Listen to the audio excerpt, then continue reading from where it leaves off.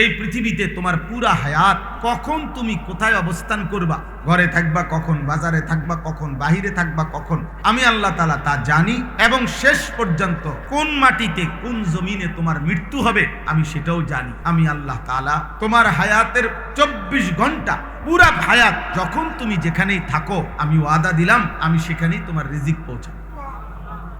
আমার রিজিক পৌঁছাবো, তোমার রিজিক আমি পৌঁছাবো। ঠিক কখন আল্লাহ তাআলা বলেন আমি সব জানি, আমি সব জানি। ইয়ালামু মুস্তাকাররাহা ওয়া মুস্তাওদাআহা কুল্লুম ফি কিতাবিম মুবিন।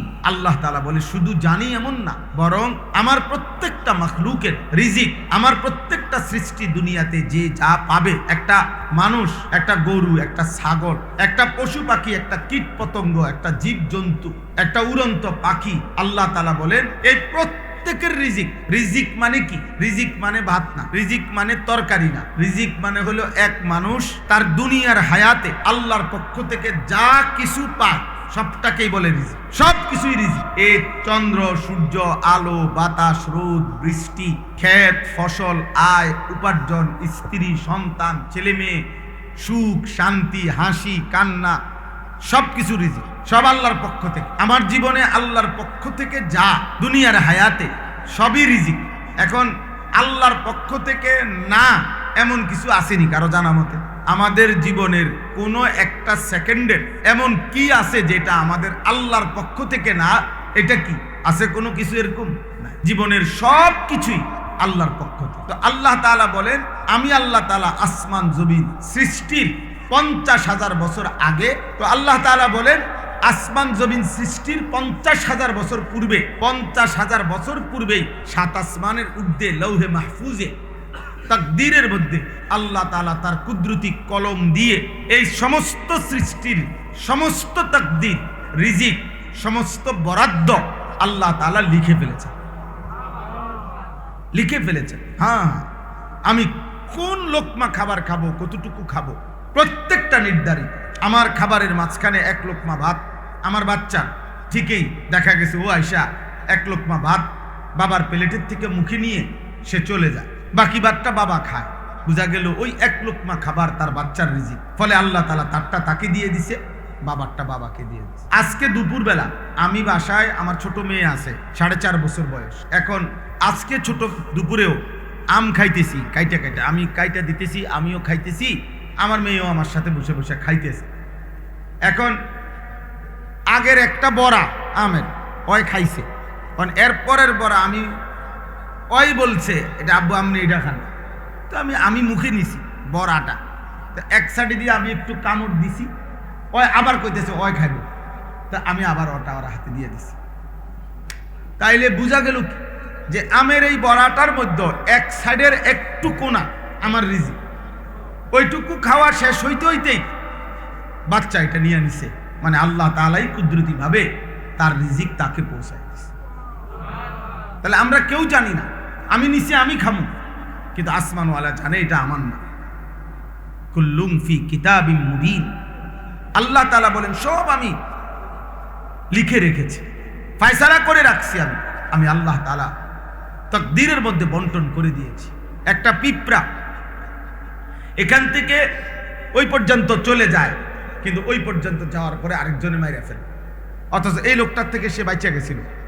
একটা মশা আমার হাত থেকে বাইচা গেছে, আমিও থাপ্পড় দিছিলাম, হয়তো আমি মারতে পারি নাই, কিন্তু এরপরের জন ঠিকে থাপ্পড় দিয়া মশাটা মেরে ফেলছে। বোঝা গেল তার রিজিক ওই পর্যন্ত ছিল, তার হায়াত ওই পর্যন্ত ছিল।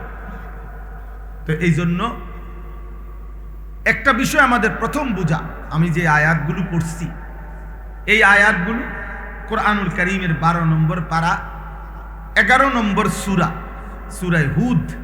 এই সূরার 8, 9, 10, 11 4টি আয়াত আমি তেলাওয়াত করেছি।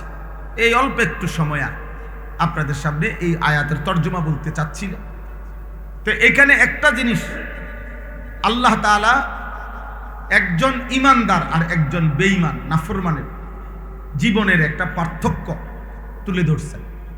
ইমানদারের জীবন কেমন হয় আর বেঈমান নাফরমান পাপীর জীবন কেমন হয়, আল্লাহ তাআলা এটা বুঝাইছেন এইখানে এই 4 আয়াত। এই একটু মনোযোগ দিয়ে শুনেন, তাইলেই বুঝবেন যে আমার জীবন আপনার জীবন কেমন চলতেছে। এখানে আল্লাহ তাআলা এটা বুঝাইছে আমাদের জীবনের দুইটা অংশ। আমাদের জীবনে কখনো সুখ আসে, আমাদের জীবনে কখনো দুঃখ আসে। সুখ এবং দুঃখ এই দুইয়ের সংমিশ্রণেই আমাদের জীবন। এটা একদম অটোমেটিকলি আল্লাহর কুদরতি ফয়সালা যে দুনিয়ার হায়াতে একেবারে পূর্ণ হায়াত সুখ এটাও মিলবে না, আবার পূর্ণ হায়াত দুঃখ এটাও কি হবে না, হবে। সুখ আর দুঃখের মিশ্রণ। কখনো আমার প্রত্যাশা পূরণ হয়, কখনো আমার প্রত্যাশা পূরণ হয় না। কখনো আমার চাওয়া পাওয়া পূরণ হয়, কখনো আমার চাওয়া পাওয়া পূরণ হয় না। কখনো ভালো লাগে, কখনো ভালো লাগে না। কখনো আনন্দ, কখনো বেদনা। কখনো সুখ, কখনো দুঃখ। কখনো হাসি, কখনো বিষণ্ণতা, কান্না। তো এর মাঝেই আমাদের জীবন, এর মধ্যেই জিন্দেগি। তো আল্লাহ তাআলা বলেন একজন বেঈমান, একজন নাফরমানের জীবন কেমন?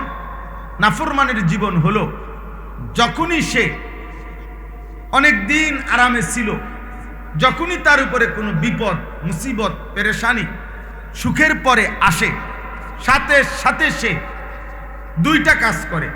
এক নাম্বার হলো হতাশ হয়ে পড়ে, দুই নাম্বার হলো আল্লাহ তাআলার অকৃতজ্ঞতা জ্ঞাপন করে।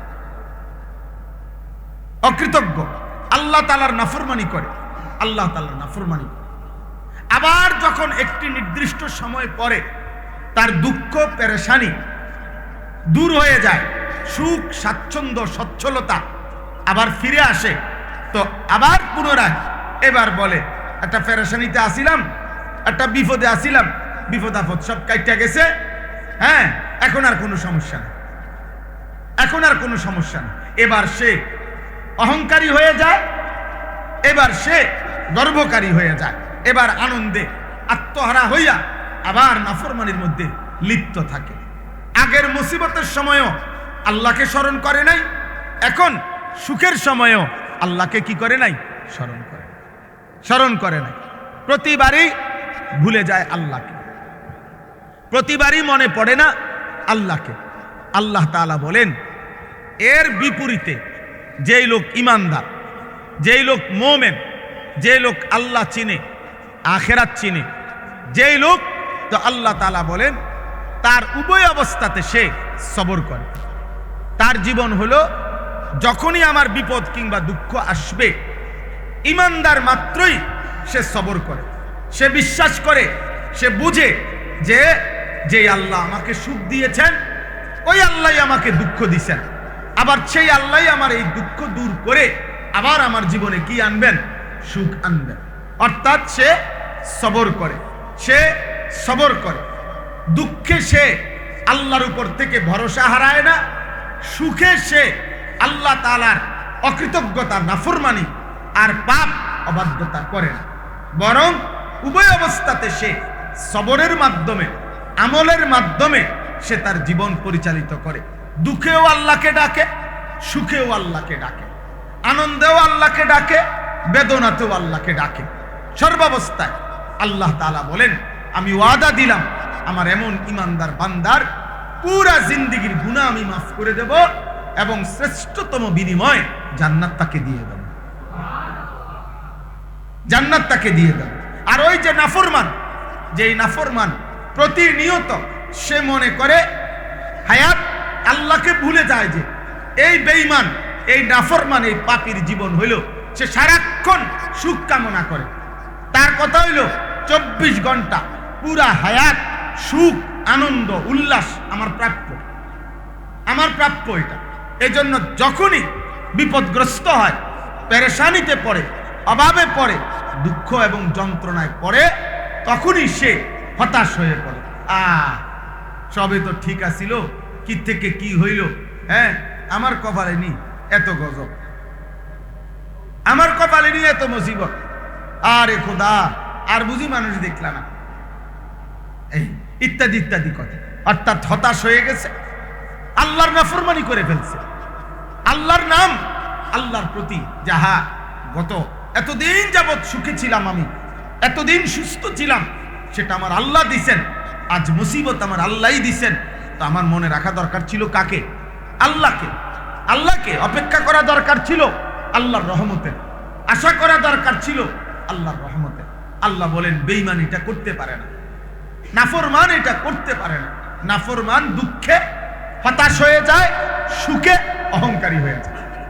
নাফরমান দুঃখে আল্লাহকে ভুলে যায়, আর সুখে আত্ম অহমিকায় খুশি আর আনন্দে আর ফুর্তিতে আল্লাহর নাফরমানি। আজকে যুবক ছেলেগুলো নামাজ পড়ে না কেন?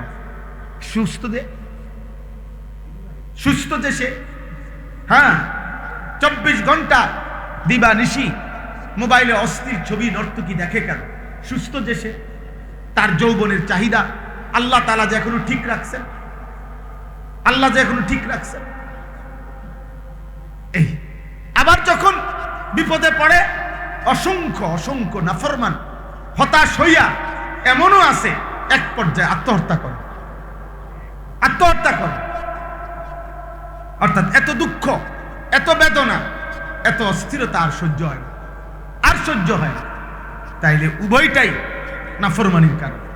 না তো ইমানদার যদি হইতো, সে সুখের সময়ও আল্লাহকে মনে রাখতো, দুঃখের সময়ও কাকে মনে রাখতো? আল্লাহকে। হযরত আইয়ুব আলাইহিস সালাম, আমরা জানি ওনার নাম, একজন নবী ছিলেন। আল্লাহ কোরআনুল কারীমে ওনার নাম উল্লেখ করছেন, নি'মাল আবদু। আল্লাহ বলছে আমার বান্দাদের মধ্য থেকে বড় উত্তম বান্দা আইয়ুব। কেন? কিতাবের মধ্যে আছে 12 বছর কিংবা 18 বছর তিনি রোগাক্রান্ত ছিলেন। দুইটা বর্ণনা, হয় 12 বছর নয়তো 18 বছর। তো 12 বছর কিংবা 18 বছর একটানা রোগাক্রান্ত, মারাত্মক অসুস্থ ছিলেন, শারীরিকভাবে ভীষণ রোগ ছিল ওনার। তো 18 বছর পরে বা 12 বছর পরে আল্লাহ তাআলা ওনাকে সুস্থ করে দিয়েছেন। সুবহানাল্লাহ। সুস্থ হওয়ার পরে হযরত আইয়ুব আলাইহিস সালাম কিতাবে আছে, একদিন আল্লাহকে জিজ্ঞেস করছিলেন যে আয় আল্লাহ, গত 18 বছর 12 বছর বা 18 বছর আপনি আমাকে এই যে দুঃখ কষ্ট পেরেশানিতে অসুখে আর রোগে কেন রাখলেন? আমার এমনি জানার ইচ্ছা আপনার কাছে, আপনি আমারে অসুস্থ বানায় রাখলেন কেন এত লম্বা সময়? আপনি কেন করলেন? তো আল্লাহ তাআলা বললেন, আইয়ুব শোনো, অসুস্থ হওয়ার আগে 70 বছর তুমি সুখে ছিলা, সুস্থ ছিলা। আমি আল্লাহ তাআলা তখনও দেখছি এই সুস্থ থাকার 70 বছরে তুমি আমাকে ডাকছো, আমার বন্দিগি, আমার আনুগত্য তুমি করেছ, আমার কোনো অভিযোগ নাই তোমার ব্যাপারে। কিন্তু আমি আল্লাহ তাআলা এরপরেও 18 বছর তোমাকে দুঃখ আর সুখে, বিপদে আর মুসিবতে পরীক্ষা করছি। তবে আমি আল্লাহ তাআলা দেখছি এই 18 বছরও তুমি আমাকে আগের 70 বছরের মতোই আমারে ডাকছো। আমার ইবাদত, আমার জিকির, আমার নাম, আমার তাসবিহ তুমি পড়েছ। আমি এই অসুস্থ অবস্থাতেও তুমি আমারে ডাকছো। তাইলে এই অসুস্থ অবস্থাতেও তোমার ব্যাপারে আমার কোনো অভিযোগ নাই, সুখের সময়েরও অভিযোগ নাই। তাইলে রোগ দিলাম কেন? আল্লাহ তাআলা বললেন, আইয়ুব, আমি দেখতে চাইছিলাম যে সুখের সময়ে আমাকে তুমি ডাকো আর দুঃখের সময়ে আমাকে তুমি ডাকো, কোন সময় এই ডাকে, কোন ডাকে মায়া লাগে বেশি, আমি এটা দেখতে চাইছিলাম। তো আল্লাহ তাআলা বলেন, আইয়ুব, আমি আল্লাহর জাতের কসম, বছর সুখের সময় আমাকে ডাকছো তুমি যে পরিমাণ, আর এই 18 বছর দুঃখ আর অসুস্থতার যন্ত্রণার সময় তুমি যে আমাকে ডাকছো, আমি আল্লাহর কাছে এই ডাকে মজা লাগছে বেশি, আমি আল্লাহর কাছে ভালো লাগছে বেশি। আমি দুঃখের ডাকে মজা পাইছি, বিপদের ডাকে, অভাবের ডাকে, কষ্ট আর যন্ত্রণার ডাকে আমি মজা পাইছি বেশি, আমি মজা পাইছি বেশি। তাইলে এক ইমানদার, এক মুমিন, আল্লাহর প্রতি যার ঈমান আছে, তার জীবনে সে সুখেও আত্মহারা হয় না, দুঃখেও হতাশ হয় না। সে দুঃখেও নাফরমানি করে না, সুখেও অহংকার করে না, অহংকার করে না, অহংকার। এজন্য প্রিয় ভাই আমার, বাবা আমার, এই অল্প কয়জন মানুষ, আপনাদেরকে বলি, আমাকেও বলি, এইখানে আল্লাহ তাআলা শিখাইছেন এটা, ওয়ালা ইন আখারনা আনহুমুল আযাবা ইলা উম্মাতিন মা'দুদা লা ইয়াকুলুন্না মা ইয়াহবিসু। আল্লাহ তাআলা বলেন, নাফরমান, বেঈমান, পাপী, আমি আল্লাহ যদি ইচ্ছা করে, দয়া করে তাদের উপরে আযাব, মুসিবত, বিপদ যদি একটু সময় লম্বা করি, মানে না দেই, মনে করেন অহংকার করতেছে, গুনাহ করতেছে, জুলুম করতেছে, পাপ করতেছে, কিন্তু আজকে 10 বছর হয়ে গেছে, 30 বছর হয়ে গেছে, 20 বছর হয়ে গেছে, 50 বছর হয়ে গেছে, কোনো বিপদ নাই, কোনো বিপদ নাই, কোনো অসুবিধাও নাই, কিন্তু গুনাহ করছে পুরা দমে। আল্লাহ বলেন, যদি আমি ইচ্ছা করে কোনো মানুষের উপরে, কোনো জাতির উপরে আমার আযাব দীর্ঘায়িত করি, মানে দিচ্ছি না, অনেক দিন ধরে লম্বা করে রাখি, তো আল্লাহ তাআলা বলেন, লা ইয়াকুলুন্না মা ইয়াহবিসু, বেঈমান, নাফরমানরা তখন ইমানদারদেরকে, নবীদেরকে বিদ্রুপ করে, যে কই কই, বলে না নাফরমানি করলে, চুরি করলে, ডাকাতি করলে, জিনা করলে, ব্যভিচার করলে, নামাজ না পড়লে, বলে না আযাব আসবে, তো আযাব কো, মা ইয়াহবিসু, কিসে আযাব আটকাইয়া রাখলো? এই মিয়া, তাফসীরের মধ্যে আছে আবু তালেব, আরে আবু লাহাব যখন, আল্লাহ তাআলা কুরআনুল কারীমের মধ্যে বলছে, আবু লাহাব তাব্বাত ইয়াদা আবি লাহাব, তোর হাত ধ্বংস হয়ে গেল এবং তুমি নিজেও ধ্বংস হয়ে গেলা।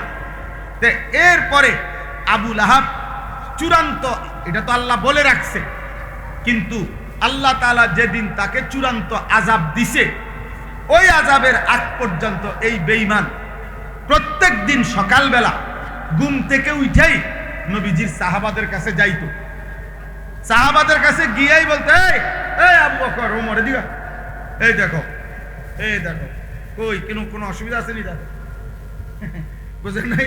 এই তোমাকে আল্লাহ না কইলো আমার এই কি আদ বলে খাইয়ে লেবো, ধ্বংস করে লেবো, কই কি আমার আদি সব ঠিক মতো আছে, এই অহংকার।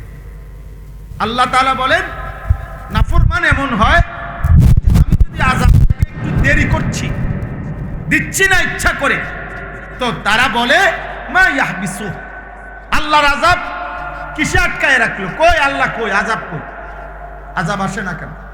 এখানে এই সূরার মধ্যে আছে, প্রত্যেক যত জাতিকে, আশ্চর্য হবেন, প্রত্যেক জাতি, নাফরমান পাপী ব্যক্তি জাতিকে আযাবের আগে ওই ব্যক্তি, ওই জাতি বারবার নবীদের কাছে বলতো, ফাতিনা বিমা তাইদুনা ইন কুনতা মিনাস সাদিকিন, হে নবী হুদ, লূত, শুআইব, সালেহ, এরকম নবীদের নাম বলতো, তুমি যে বলছো আমাদের উপরে আল্লাহর আযাব আসবে, যদি তোমার কথা সত্য হয়ে থাকে তো আনো, আযাব আনো, ফাতিনা, আযাব নিয়ে আসো।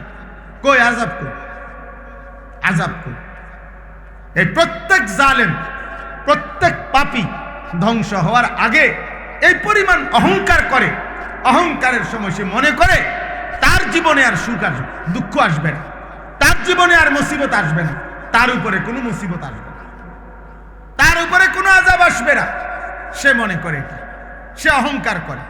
আল্লাহ তাআলা বলেন, আলা ইয়াউমা ইয়াতিহিম, হে নবী বলে দেন, হে নাফরমান, যেদিন সত্য সত্য আল্লাহর আযাব এসেই যাবে, লাইসা মাসরুফান আনহুম, সেদিন এই পৃথিবীর কারো আর ক্ষমতা থাকবে না সেই আযাবকে প্রতিহত করার, সেই আযাবকে আর প্রতিহত করার ক্ষমতা থাকবে না। হ্যাঁ, কুরআনুল কারীমের মধ্যে আল্লাহ তাআলা বলেন, ইন্না আযাবা রাব্বিকা লাওয়াকি' লাইসা লাহু মিন দাফি', নিশ্চয় আল্লাহর আযাব আসবেই আসবে, লাইসা লাহু দাফি', আল্লাহ বলেন আল্লাহর আযাব যেদিন আসবেই সেদিন আর কেউ থাকবে না যে তাকে প্রতিহত করবে। লিল কাফিরিনা লাইসা লাহু দাফি', আল্লাহ বলে বেঈমান, পাপী, কাফের, নাফরমানের জন্য আমার আযাব আসবেই আসবে, লাইসা লাহু দাফি', ওই আযাব প্রতিহত করার কেউ থাকবে। ফিরআউনের উপরে যখন আযাব আসছে, তো এবার আর কেউ ঠেকাইতে পারছে? নমরুদের উপরে যখন আযাব আসছে তো এবার আর কেউ ঠেকাইতে পারছে? কারুনের উপরে যখন আযাব আসছে তো এবার আর কেউ ঠেকাইতে পারছে? নূহ আলাইহিস সালামের কওমকে যখন আল্লাহ তাআলা পানিতে ডুবাইয়া ফেলছে এবার আর কেউ থামাইতে পারছে? হ্যাঁ, হযরতে শুআয়ব আলাইহিস সালাম, সালেহ আলাইহিস সালাম, হুদ আলাইহিস সালাম, লূত আলাইহিস সালাম, উনাদের কওমকে আল্লাহ তাআলা আযাব দিয়ে ধ্বংস করছেন। কোরআনে আল্লাহ বলছেন, এই সূরাতে আছে, ফাআসবাহু ফি দারিহিম জাসিমিন। এই নাফরমান জাতি তারা প্রত্যেকে তাদের ঘরের মধ্যে উপুর হইয়া ময়রা পড়েছিল। একটা কুলের বাচ্চা, দুধের বাচ্চা, পেটের বাচ্চা, একটা নারী, একটা পুরুষ আল্লাহর আযাব থেকে বাঁচে না। একজনও না, একজনও না, একজনও না, একজনের। এখানে আছে আল্লাহ তাআলা বলছেন, ফাকাতানা দাবিরাল্লাযিনা কাযযাবু। আমি আল্লাহ তাআলা বেঈমানের, মিথ্যাবাদীর, নাফরমানের গোড়া শুদ্ধা, লেজ শুদ্ধা, বংশ শুদ্ধা কাইটা দিলাম। অর্থাৎ বিষয়টা হইল, আমার দাদা, আমার দাদার বাপ, আমার বাপের দাদা, একটা বংশের সিরিয়াল আছে, কিন্তু অবাধ্য জাতির আর কোনো বংশধর নাই। আছে কোনো? ফেরাউনের কোনো বংশধর আছে? নমরুদের কোনো বংশধর আছে? কারুনের কোনো বংশধর আছে? বলেন, আবু জাহেলের বংশধর আছে? নাই। অথচ আরব দেশের মানুষ তাদের বংশের ধারা সংরক্ষণ করা, এটা আরবের একটা ঐতিহ্য। এখনো আরব দেশের মানুষ যুগ যুগ ধরে তাদের অভ্যাস ছিল, এখনো আছে, তারা তাদের পূর্বপুরুষের বংশের ধারা এটা লিখিত রাখে, তাদের কাছে ডকুমেন্টস আছে। তাদের 32 পুরুষ আগে কে ছিল নাম এটা তারা বলতে পারে। 30 পুরুষ আগে, মনে করেন আজ থেকে 500 বছর আগে, 700 বছর আগে তাদের পূর্বপুরুষ কে ছিলেন তারা এটা বলতে পারে, এখনো বলতে পারে তারা। কিন্তু আবু জাহেল, আবু লাহাব, এইসব বেঈমানের বংশধারা আর পৃথিবীতে না। ইন্না শানিআকা হুয়াল আবতার। আল্লাহ বলছে, বন্ধু, নিশ্চয়ই যারা আপনার নিন্দা করে, আপনি রাসূলকে বিদ্রুপ করে, আমি আল্লাহ বললাম একদিন তারাই নির্বংশ হবে। আবতার মানে নির্বংশ। নবীজির ছেলেরা যখন সবাই মারা গেছে, তখন মক্কার কাফেররা বলছিল, মুহাম্মদের একটা ছেলেও বাঁচে নাই, অতএব যার ফুদ বাঁচে না তারে আটখুরা কয়, নির্বংশ কয়। হ্যাঁ, আর কি কয়? হ্যাঁ, আবতার গ্রাম্য ভাষায় বলে। তো এই তারা বলতে লাগলো যে মুহাম্মদের আর বংশ নির্বংশ। আল্লাহ তাআলা বলছে, না বন্ধু, আপনার বংশ নির্বংশ না, বরং বেঈমানের বংশই নির্বংশ। নাফরমানের বংশই মূলত কি হবে? নির্বংশ। তো আল্লাহ তাআলা এখানে বলেন, ওয়াহাকা বিহিম মা কানু বিহি ইস্তাহজিউন। যেই আযাব নিয়ে ঠাট্টা করতেছিল নাফরমানরা, একদিন ওই আযাবই তাদের সকলকে ঘিরে ধরবে। ওয়াহাকা মানে হলো ঘিরে ধরবে, ঘিরে ধরবে, একদিন ঘিরে ধরবে। সেদিন ওই আযাব থেকে নেতা কিংবা কর্মী, বড় কিংবা ছোট, পুরুষ কিংবা নারী, জওয়ান কিংবা বৃদ্ধ, কেউ আর বাঁচবে, কেউ আর বাঁচবে না। এরপর আল্লাহ বলেন, ওয়ালা ইন আযাকনাল ইনসানা মিন্না রাহমাতান সুম্মা নাযা'না মিনহু। এই আল্লাহ বলেন, নাফরমান পাপী মানুষের অভ্যাস কেমন? আল্লাহ বলেন, দীর্ঘদিন যাবত আমি তাকে দয়া মায়া করতেছিলাম, খাওয়াইতেছি, পড়াইতেছি, রিজিক দিচ্ছি, সব ঠিক দিতেছি, কিন্তু যখনই সুম্মা নাযা'না মিনহু, আমি যদি তার থেকে ওই সুখ, শান্তি, নিরাপত্তা কিছুদিনের জন্য ছিনায় নেই, বিরত রাখি, তো ইন্নাহু লায়াউসুন কাফুর, সাথে সাথে সে আমি আল্লাহর থেকে হতাশ হয়ে যায়, আমি আল্লাহর নাফরমানি শুরু করি, নাফরমানি শুরু। আরে ফেরেশানির তো মিয়া শেষ নাই, কি আল্লাহরে ডাকি, ফেরেশানির শেষ নাই। বুঝেন? একজন হয়তো দিনদার কইছে যে আল্লাহরে ডাকো, আরে থুক মিয়া, আপনার গো হুজুর আর কোনো কাম নাই, বইয়া বইয়া এই সব সময় আমার এত বড় বিপদ যায়, এবার কয় আল্লাহরে ডাকতে। নাউজুবিল্লাহ। মানে কি? হতাশ, মাথা চোখে মুখে আন্দার দেখে, একেবারে এলোমেলো হয়ে গেছে, সব সাজানো মনে হয় যেন সব। এখানে আছে কোরআনে সূরা কাহফের মধ্যে, এক অহংকারী বাগান মালিক, সে আল্লাহকে ডাকতো না, শিরিক করতো আল্লাহর সাথে। তো তার প্রতিবেশী ছিল একজন গরিব ইমানদার মানুষ, একদম গরিব। তো এই গরিব লোকটাকে প্রত্যেক দিন এই অহংকারী বাগান মালিকটা বিকালে সন্ধ্যায় বিদ্রুপ করত, বুজুর্গ কি খবর, খুব তো আল্লাহরে ডাকো, হ্যাঁ তুমি দেখারে বুজুর্গির ভাবলো ইমানদার, কই এ ফইরা তো রইলে এমনি, এই অভাবেই তো ফইরা রইলা, কিচ্ছু তো নাই, হ্যাঁ প্রতিদিন এভাবে বলতো। তখন এই কোরআনে আছে ওই নেককার মানুষটা যদিও সে গরিব ছিল, তার প্রতিবেশী পাশের ক্ষেতওয়ালা, তো উনি বলতো ভাই তুমি অহংকার না করে তোমার এই বেটা ছাড়েন তো সব ফালতু কোথাকারে খটর মটর শুরু করে দিছে, এটা লাগাই দাও।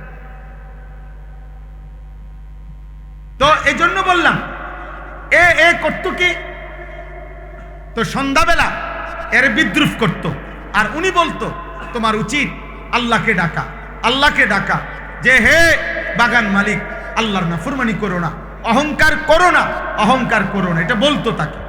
তো কোরআনে আছে একদিন এরকম বিদ্রুপ করতে করতে বলে বিদ্রুপ করে সে ঘরে গেছে গা, ওই এই অহংকারী বাগান মালিকটা নাফরমানটা গিয়া রাত্রিবেলা ঘুমাইছে, ভোরবেলা নিজের বাগানে আবার আসছে, পরের দিন ভোরবেলা। আল্লাহ কোরআনুল কারীমে বলেন এই শেষ রাত্রে আল্লাহ ওই বাগানের উপরে আযাব দিয়া সমস্ত গাছ এইভাবে উপড়াইয়া ফেলছে, একেবারে বাগান সমান করে লাইছে সোজা। এইবার সকালবেলা ফাসবাহা ইউকাল্লিবু কাফাইহি, আল্লাহ তাআলা বলেন ভোরবেলা এই নাফরমান আইসে এবার এইরকম আহা আহা কি করলাম, আহা কি করলাম, নিজের হাতকে এরকম মুসরানো শুরু করছে আর বলতে লাগছে ইয়া লাইতানি লাম উশরিক বিরাব্বি আহাদা, আহা আহা আমার মন্দ কপাল, আমি যদি আল্লাহর সাথে শিরিক না করতাম, বরং যদি আল্লাহকে ডাকতাম, যদি আল্লাহকে ডাকতাম, আজ আমার এত বড় মুসিবত হইতো না, আর মুসিবত হইতো না। তো আল্লাহ তাআলা বলেন এই বান্দা যখন সুখে থাকে তখন অহংকারী হয়ে যায়, বান্দা যখন দুঃখে থাকে হতাশ হয়ে আমি আল্লাহকে ভুলে যাই। তো আল্লাহ বলেন ওয়ালা ইন আযাকনাহু না'মা বা'দা দাররা, পুনরায় আমি যখন আবার ওই নাফরমানকেই তার বিপদ আর মুসিবত সরাইয়া আবার নিয়ামত দেই, আবার সুখ আবার সুস্থতা আমি যখন তাকে দেই, তো লা ইয়াকুলান্না যাহাবা সাইয়্যাতু আন্নি, এবার মানুষের কাছে সে আবার বলে ভাই একটা পেরেশানিতে ছিলাম, একটা বিপদে আছিলাম, একটা মুসিবতে ছিলাম, এটি সব শেষ হয়েছে, এখন আর কোনো সমস্যা নেই, এখন আর সমস্যা নেই। আমি কয়দিন আগে একজনকে বলছি কি অবস্থা ভাই, হুজুর একটা মিল করে লইছি, বুঝেন নাই, মানে কয়দিন ধরে নি খাইছে, হ্যাঁ কয়দিন ধরে নি খাইয়া এরপরে এখন আবার যারা দৌড়াইছে তারার লগে একটা মাইল করে লইছে, এর যে যা বুঝেন বুঝেন, বুঝেন নাই কথাটা।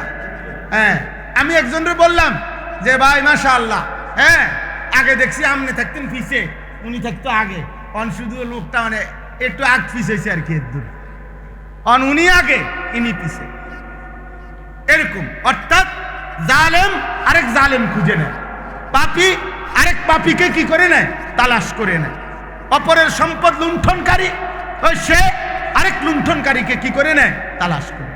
নাউজুবিল্লাহ, নাউজু।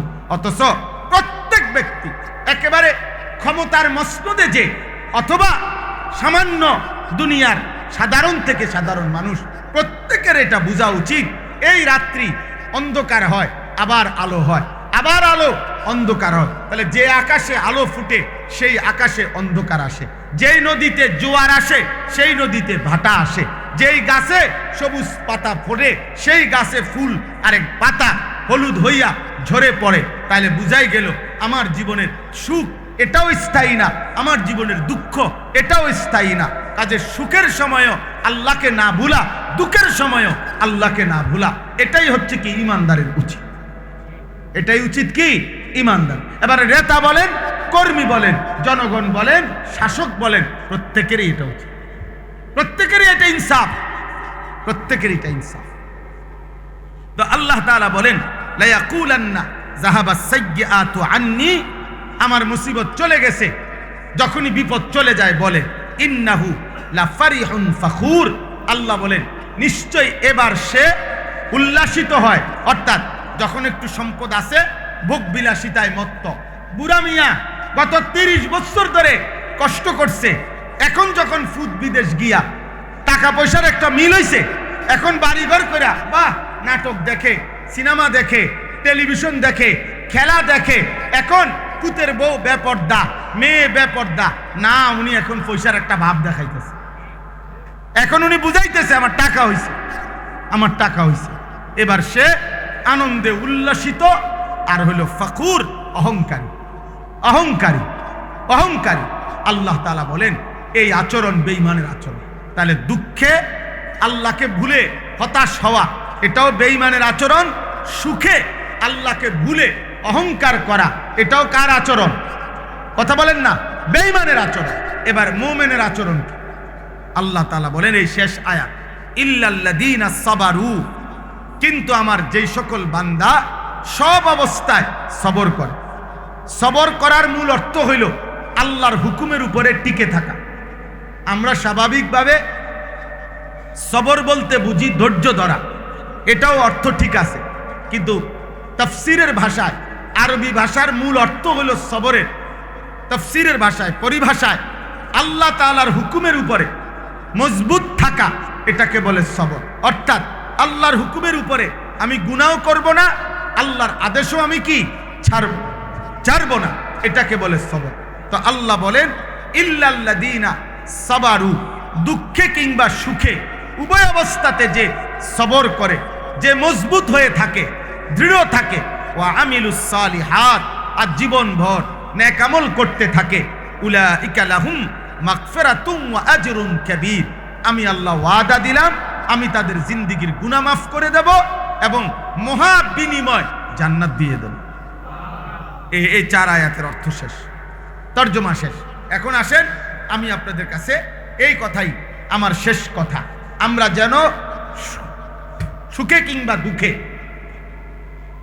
আল্লাহ তাআলা ছেলে দিছেন, আল্লাহ মেয়ে দিছেন, আল্লাহ অর্থ দিছেন, আল্লাহ স্ত্রী দিছেন, আল্লাহ ঘর দিয়েছেন, সুস্থতা দিয়েছেন, সম্পদ দিয়েছেন, কোন অবস্থাতেই একজন ইমানদার যদি হই আল্লাহকে না বলে, আবার মুসিবত আসবে, আবার বিপদ আসবে, কখনো সুস্থ কখনো অসুস্থ, কখনো আনন্দ কখনো বেদনা, কখনো সুখ কখনো দুঃখ, কখনো রোদ কখনো বৃষ্টি, কখনো আলো কখনো অন্ধকার, কিন্তু উভয় অবস্থাতেই ডাকতে হবে কাকে? আল্লাহকে ডাক। আজকে তোমরা এই কয়জন ছেলে, প্রিয় ছেলে, তোমরা অনেক ছেলে বুঝো না, এক একজনের চুল দেখলে, চেহারা দেখলে মানুষ না হাইওয়ান তাও মনে হয় না, বোঝা যায়। মানুষ না আফ্রিকার জানোয়ার তাও বোঝা যায়। কেন এমন করে? কারে দেখাইতে করে? পাগল না মাতাল না তার সিরা? কিছুই জানেন না, কিছুই জানেন না। মুসলমানের ঘরে জন্ম নিয়া মুসলমান, কিন্তু এক ওয়াক্ত নামাজ পড়ে না। আহা নাফরমান, কোথায় যাচ্ছ? কই যাচ্ছ? আল্লাহকে ছেড়ে যাচ্ছ কোথায়? আর আল্লাহকে ছেড়ে আল্লাহ থেকে শেষ পর্যন্ত বাঁচতে পারবা কিনা? আল্লাহ তাআলা কোরআনে এই কথাটা সব অনেকবার বলছে, বান্দা বলো, শোনো, মানো বা না মানো, আমার কাছেই তো আসতে হবে, আমার কাছে ফিরতে হবে, আল্লাহর কাছে ফিরতে হবে, লাভ তো নাই, অন্যদিকে গিয়ে তো লাভ নাই। এই জন্য ছেলেরা, বাবা আপনাদেরকে আজকের এই ছোট্ট আয়োজন, এই মাদ্রাসা আমাদের প্রিয় ছাত্র মাওলানা আশরাফ খুব ফিকির করে, মাশাআল্লাহ অনেক চেষ্টা করে, সব সময় আমার সাথে যোগাযোগ করে, আমার মাদ্রাসায় নিয়মিত যায়, আগের থেকে আমাদের ছাত্র সে। তো আলহামদুলিল্লাহ মাদ্রাসা আগাইতেছে। যখন শুরু ছিল তখন কম ছাত্র ছিল, এখন ছাত্র বাড়ছে। আমার কথা হলো উভয় অবস্থাতে আল্লাহর শুকর আদায় করতে হবে, আল্লাহকে মনে রাখতে হবে, গুনাহ যেন না হয়, পাপ যেন না হয়, মানুষের সম্পদের এবং সন্তানের হক যেন নষ্ট না হয়। আল্লাহ তাআলা তৌফিক দান করেন। এবং যে ছেলেদেরকে আজকে সবক দেওয়া হলো, আল্লাহ তাদেরকে হাফিজ আলেম হিসাবে কবুল করে নেন। তোমরা যারা ছেলেরা, বাবা তোমাদের কাছে আমার অনুরোধ, যাদের জীবনে নামাজ নাই, সারাদিন মোবাইল একটা নিয়ে টুঁটু করে ছাগলের মতো যারা গরু, আব্বা এটা মাতাল জিন্দেগি। বাবা মনে রাখো, তুমি কমপক্ষে যারা পরিমাণ বিবেক যদি থাকে, এই মোবাইল নিয়া এই চুল্লা যারা পথে পথে হাঁটো, তোমার যদি যাররা বিবেক থাকে, তুমি একটু ডানে বামে তাকাইও যে মানুষে তোমারে নিয়ে কি মন্তব্য করে। মানুষ তোমার, অথবা তুমি আড়ালে গোপনে একটু জিগাইও বা শুইনো মানুষে তোমারে কি ভাবে, মানুষ তাকে কি ভাবে। বাবা মা কি মনে করে? আপন সন্তান নিয়ে বাপ পর্যন্ত বিরক্ত, আপন সন্তান নিয়ে মা পর্যন্ত গুনাহ তারে, পাপ, নারী, ছবি, মোবাইলের অস্থির দৃশ্য তার এমন কুত্তা বানাইছে, এই কুত্তার ভয়ে এখন মা পর্যন্ত পেরেশান, বাবা পর্যন্ত পেরেশান। বাবে মার কাছে বলে তারে যেমনে পারো বাইতে বাইর করো, বাইতে বাইর করো। কোন সময় কি কইরা বইয়ে মান সম্মান সব তো এমনি গেছে গেছে, আরো ডুবাইব, বাইর করো, তারে আলগা করো। আহা, আফসোসের ব্যাপার বাবা। এই জীবন লানতের জীবন, অভিশপ্ত জীবন, যে জীবনে তোমার এই সমাজ, আখেরাত তো নাই। আরে বেটা নাফরমান, আখেরাত তো নাই, দুনিয়াও তো তোরে কেউ পছন্দ, তোর দিকে তো ফিরা বেনামাজির দিকে কেউ থুতুও মারে না, বেটা থুতুও মারে না। বলে না কত বড় জনেরে, কত জনেরে আপনার মানুষে পাপি, অথচ মানুষে স্যালুট দেয় না। না, টাকাকে স্যালুট দেয়, মানুষকে দেয় না। টাকাকে, টাকাকে, ক্ষমতাকে স্যালুট দেয়। টাকা না থাকলে, ক্ষমতা না থাকলে এই লোকের আবার 2 পয়সার মূল্য থাকে না। তাহলে ওইটা তো টাকারে না দিল স্যালুট, মানুষকে কই দিল? পাপীকে মানুষ ঘৃণাই করে, নাফরমানকে মানুষ ঘৃণাই করে, চরিত্রহীনকে মানুষ ঘৃণাই করে। এজন্য আল্লাহর নাফরমানি না করে। আর দুঃখ কিংবা সুখ, আনন্দ কিংবা বেদনা, সব অবস্থায় কাকে মনে রাখা? আল্লাহ, আল্লাহকে মনে, আল্লাহকে মনে রাখা, আল্লাহর ইবাদত করতে থাকা, আল্লাহর বন্দিগি করতে থাকা। আল্লাহ তাআলা আমাদেরকে তৌফিক দান করেন। আজকের এই ইসলাহি মজলিস, মাদ্রাসা, মাদ্রাসার সব আয়োজন আল্লাহ যেন কবুল করে, আমিন। আপনারা বেশি বেশি দোয়া করবেন, আমরাও দোয়া করি। যে কয়জন বাবা ভাই আসছেন, জায়গা দেওয়া গেছে না ঠিক মতো, ছেলেরা বাবা তোমরাও নামাজ পড়ো, নামাজ পড়ো আব্বা, মুসলমান হও। ওই দেখেন, ওই দেখেন, ওই দেখেন ব্যস্ত মোবাইল, মানে একটা মিনিট শয়তান নীরবে থাকতে দেয়। এটাই আমার আফসোস। আহা বাবা হাসো না, ছেলেদেরকে বলি আফসোস আব্বা, বড় মারাত্মক। এই মোবাইল তোমাদেরকে শেষ পাগল বানায় গেল। একটা মিনিট তারে স্বস্তিতে থাকতে দেয়। রাত নাই, দিন নাই, সকাল নাই, দুপুর নাই, মা বাবা, ইজ্জত, সম্মান, বংশ কিচ্ছু নাই। ছেলেটা সারা দিন এই মোবাইলটা লইয়া পড়ে, এটাই জীবন, রাত দিন বরাবর। কে মা, কে বাবা, কি বংশ, কি ইজ্জত, কি সম্মান, না কিচ্ছু বোঝেন, কিচ্ছু বোঝেন। এই অল্প অল্প মাদ্রাসা, কিছু পড়ালেখা, কিছু কোরআন সুন্নার বাতি যদি না থাকতো তো পুরা সমাজ জাহিলিয়াত অন্ধকার হয়ে, অন্ধকার হয়ে যাইতো আব্বা। আল্লাহর কুদরতে এই জন্য মাদ্রাসার পরিমাণ এত বাড়ছে। আগে এত গলি গলি, কোনায় কোনায় এত মাদ্রাসা ছিল না। আমরাও তো ছোটবেলায় পড়ালেখা করছি। 30 বছর আগে, 20 বছর আগে, 25 বছর আগে আমরাও তো পড়ালেখা করছি আব্বা। এত প্রতিষ্ঠান ছিল না। এখন গুনার মাত্রা যেহেতু বেড়ে গেছে, আল্লাহ তাআলা আল্লাহর দিন হেফাজতের ব্যবস্থাও আল্লাহ বাড়ায় দিয়েছে। হ্যাঁ, বাস্তবতা এটা। নাহলে এত মাদ্রাসা কেন? জায়গায় জায়গায় মাদ্রাসা, ঢাকা শহরে বিল্ডিংয়ে বিল্ডিংয়ে মাদ্রাসা। মূল কারণ এটা, নাফরমানির মাত্রা বেড়ে যাওয়াতে আল্লাহ তাআলা তার দিন হেফাজতের মাত্রাও কি করে দিছে? বাড়ায় দিছে, বাড়ায় দিছে, বাড়ায় দিছে। আলহামদুলিল্লাহ, আলহামদুলিল্লাহ। কোরআনুল কারীমের মধ্যে আল্লাহ তাআলা বলেন, এই এখানে আছে নবী সাল্লাল্লাহু আলাইহি ওয়াসাল্লামকে আল্লাহ তাআলা সান্ত্বনা দিয়েছেন, ইন্নামা আনতা নাযীর, হে নবী আপনার দায়িত্ব হলো আপনি হচ্ছেন নাযীর। আমি আল্লাহর পক্ষ থেকে আমার বান্দাদেরকে ভয় প্রদর্শনকারী। আমি আল্লাহর ভয়, জাহান্নামের ভয়, কবরের ভয়, আযাবের ভয়, এই ভয় দেখানো, নেক কাজের উৎসাহিত করা, এটাই আপনার দায়িত্ব। এবার আসলে ঠিক কয়জন পরিবর্তন হলো, কয়জন হলো না, এটা আপনার দায়িত্ব। কারণ আমি যদি আপনি জিজ্ঞেস করেন এখন যে হুজুর আপনি আজকে এত বছর ওয়াজ করেন, তো নামাজি হইছে কয়জন, না এই হিসাব দেওয়া অথবা এই হিসাব রাখা আমার দায়িত্ব। ভালো মানুষ হইছে কয়জন, আপনারা হুজুররা যে ওয়াজ করেন না, আপনি হিসাব করেন বসে বসে। আপনার আজার থাকলে, আপনি অবসর থাকলে আপনি হিসাব করেন, আমি হিসাব করবো কেন? আমার তো এটা হিসাব করতে আল্লাহ আমারে বলে না যে সপ্তাহে যদি 3 জন লোক নামাজি না হয় তাহলে ওয়াজ বন্ধ করে দিবা। মাসে যদি 10 জন লোক নামাজি না হয় তাইলে কি করবা না, ওয়াজ করবা না, এমন বিষয়টা এমন না।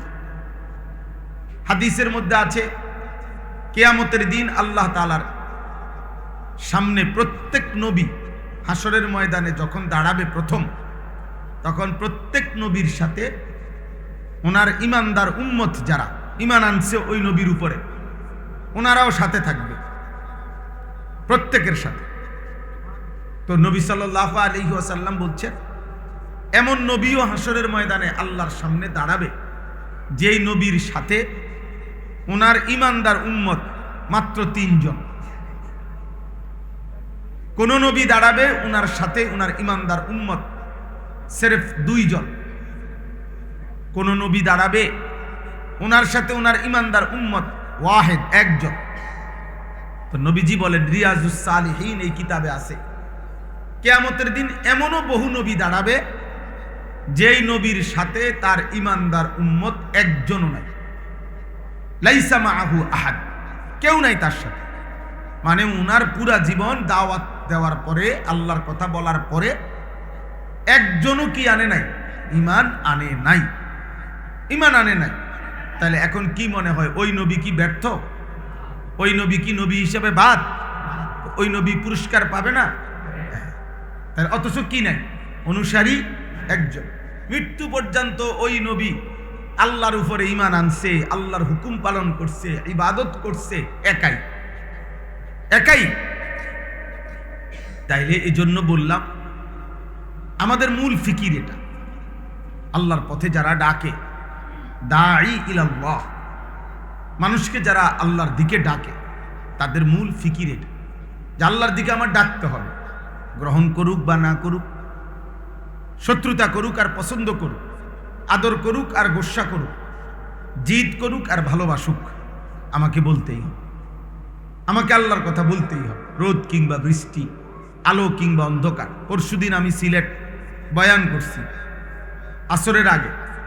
তো যখন আমি বয়ান করতেছি, অজোরে একেবারে মুষলধারে বৃষ্টি হইতেছে বাইরে, মসজিদের বাহিরে পুরা বৃষ্টি, মানে ধুমসে বৃষ্টি হইতেছে। কিন্তু তখনও মসজিদে যে কয়জন অনেক মুসল্লি ছিল, ছেলে পেলে ছিল, আলহামদুলিল্লাহ আমরা আসরের টাইম পর্যন্ত বিকাল 3:30 পৌনে 4টা থেকে টানা বলে গেছে। হ্যাঁ, বৃষ্টি এটা বড় বিষয়। মসজিদের ফ্লোর ভিজে গেছে একদম, মানে ঘামে, গরমে। তা এই জন্য বললাম আল্লাহর কথা বলা চাই, আমাদের প্রত্যেকের দায়িত্ব।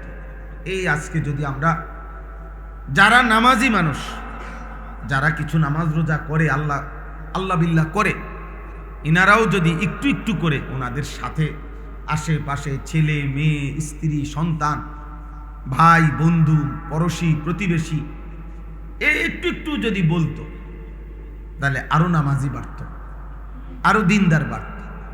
কিন্তু অনেক মানুষ আছে একটা শব্দ বলে না, কইয়া কারে কোনটা কইয়া কোন ফ্যাস লাগে, তো না কোনো ফ্যাসের দরকার নাই, ভাত খায়, ঘুম যায়, বাথরুমে যায়, শেষ। এই কারো তাহলে তো কোনো ফ্যাস নাই, খানা আপনি বয়ে বয়ে ভাত খাইলেন আর ঘুম গেলেন আর ফ্যাসা পায়খানা করলেন, তো এই শেষ। তো এইটা কি একটা ইমানদারের জীবন? একজন মুমিনের জীবন কি এটা?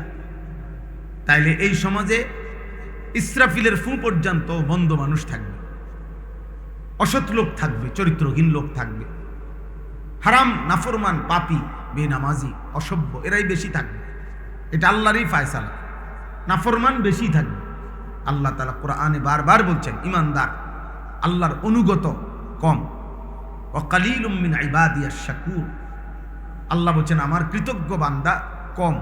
এজন্য প্রত্যেক ওয়াক্তে নামাজের সময় দেখা যায় ইমানদার নামাজি পরিমাণে মসজিদে কম, নাফরমান, পাপী বেশি।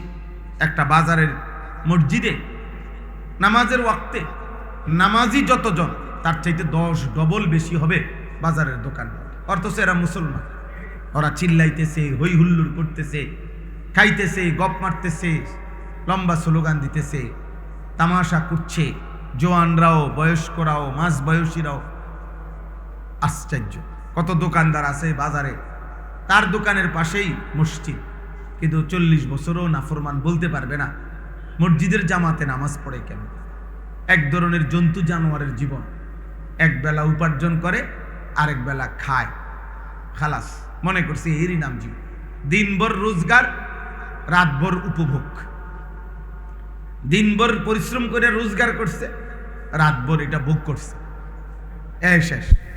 খাইছে, ঘুমাইছে, টেলিভিশন দেখছে, নাচ গান দেখছে, কতক্ষণ বিড়ি খাইছে, কতক্ষণ গপ মারছে, এরপরে ঘুমাচ্ছে, ঘুমায় গেছে। আবার আগামী দিন আগের মতোই নামাজ বিহীন, শুধু রোজগার। তাহলে এই জীবন জন্তু জানোয়ারের জীবন, হাইওয়ানের জীবন, পশুর জীবন। আল্লাহবিহীন জীবন পশুর জীবন, সেজদাবিহীন জীবন পশুর জীবন। নাই তো ইমানদার মোমেন, সেও দুনিয়া খায়, ভোগ করে, সেও দুনিয়া, আল্লাহ তাআলা তাকেও প্রয়োজন পরিমাণ দুনিয়া আল্লাহ তাআলা প্রত্যেককে দান করে। ওয়ায়ালামু মুস্তাকাররাহা ওয়া মুস্তাউদাআহা। আল্লাহ বলে, বান্দা মৃত্যুর শেষ মুহূর্ত পর্যন্ত কুমিল্লা জেলা মুরাদনগর উপজেলাধীন মাদ্রাসায়ে নূরে মদিনা বাখরনগর অত্র মাদ্রাসার ছাত্রদের কোরআনুল কারীমের সবক প্রদান, পুরস্কার প্রদান এবং আজকের এই ওয়াজ ও দোয়ার মাহফিল ছোট্ট পরিসরে হলেও সাধ্যটুকু দিয়ে যে ইন্তজাম করা হয়েছে, আল্লাহ তাআলাই আমাদেরকে আসবার বসবার আল্লাহর জন্যই জমা হওয়ার তৌফিক দান করেছেন, আলহামদুলিল্লাহ। যে কয়েকজন বাবা ভাই এই সামান্য একটু জায়গার মধ্যে যারা বসছেন, আল্লাহর ওয়াস্তে একজনও কথা বলবেন না। আমি এতক্ষণ পর্যন্ত ধৈর্য ধরছি, বাকি এখন থেকে নিয়ে আমি আর অল্প কিছুক্ষণ সময়, ধরেন 40-45 মিনিট সময়, ইনশাআল্লাহ কথা বলার ইচ্ছা। এইটুকু সময় এখানে ভেতরে বসার একজনও কথা বলবেন না। একটা লোক আর মোবাইল হাতে ধরে ভিডিও রেকর্ড করবেন না। যে কথা বলবেন সে বের হয়ে যাইতে হবে, পরিষ্কার কথা। কোনো রকম ডিস্টার্ব না করলে বরকত হবে। একজনই শুনুক। আমাদের প্রিয় ছাত্র মাওলানা আশরাফ, শুরু থেকেই আমরা এই মাদ্রাসার সাথে সম্পৃক্ত। তো আসলে বাহিরে করলে ভালো হইতো, কিন্তু প্রতিদিন বৃষ্টি হয় এবং বৃষ্টি যখন শুরু হয় মুষলধারে বৃষ্টি হয়, ফলে বারবারই পেরেশানি করছে যে বাহিরে যদি আয়োজন করতে গিয়ে বৃষ্টি সব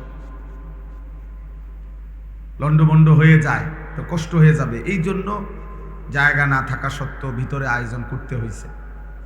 আল্লাহ তাআলা উপযুক্ত সুন্দর জায়গা ব্যবস্থা করে দেন।